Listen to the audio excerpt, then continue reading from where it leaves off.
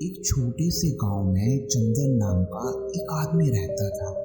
वह पूरे गांव में अकेला पढ़ा लिखा इंसान था और एक स्कूल में शिक्षक के रूप में काम करता था।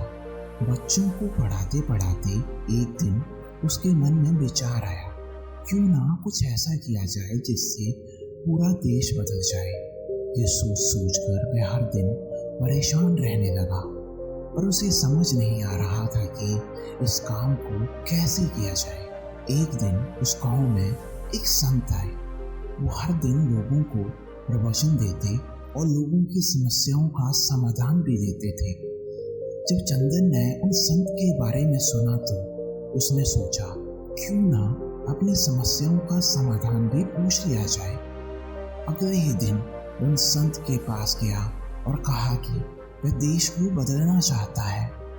संत ने उसकी पूरी बात सुनी और हंसते हुए कहा, चंदन, देश को बदलना आसान काम नहीं है। तुम समाज को बदलना चाहते हो, ये अच्छी बात है, पर तुम ये विचार त्याग दो तो बेहतर होगा। अगर देश को बदलना ही है तो पहले खुद को क्यों नहीं बदलते। तभी चंदन ने संत की बात को काटते हुए कहा, गुरुदेव, मुझे नहीं लगता मेरे अंदर कोई भी कमी है। और वो वहां से उठकर चला गया और अगले ही दिन से उसने दुनिया बदलने का प्रण ले लिया। वह हर दिन सामाजिक कार्य में काम करने वाले लोगों से मिलने लगा, लेकिन जल्दी उसे एहसास हुआ कि देश को बदलना आसान काम नहीं है। उसने सोचा, अगर मैं देश को नहीं बदल सकता तो क्या मैं अपने प्रदेश को नहीं सुधार सकता।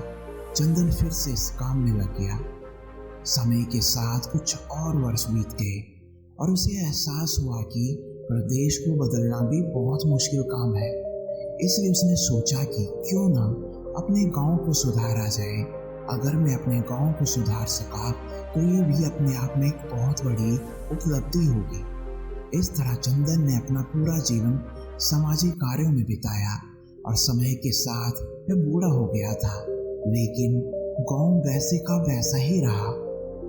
एक दिन उसने सोचा कि जब पूरा गांव नहीं बदला जा सकता तो क्यों ना अपने परिवार को सुधारा जाए। चंदन ने अपने परिवार को बेहतर बनाने पर काम शुरू कर दिया। उसने उन्हें अच्छे मूल्य और शिष्टाचार सिखाए। उसने उन्हें दूसरों के प्रति दयालु मददगार बनने के लिए प्रोत्साहित किया। धीरे धीरे उसका परिवार बेहतरी की ओर बढ़ने लगा और वे एक दूसरे के प्रति, गांव के अन्य लोगों के प्रति अधिक प्रेम पूर्वक और देखभाल करने वाले हो गए। चंदन का परिवार गांव के अन्य लोगों के लिए मिसाल बन गया। लोगों ने उनमें बदलाव देखना शुरू कर दिया और उनके उदाहरण का अनुसरण करके अपने जीवन में उतारना शुरू कर दिया। धीरे धीरे पूरे गांव में बेहतरी की दिशा में बदलाव आने लगा। समय फिर बीता। उम्र की आखिरी पड़ाव पर जब जीवन का अनुभव हुआ तो चंदन को एक बात सबसे आसान लगी, वह है खुद को बदलना।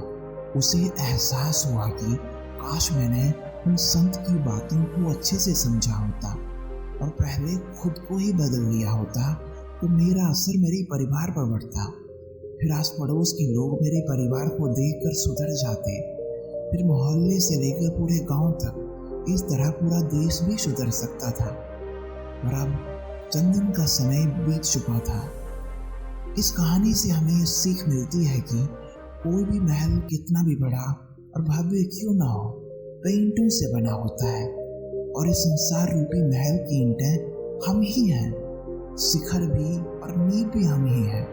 हम सबको समझना होगा कि हमारे कार्यों से हमारे जीवन की दिशा निर्धारित होती है।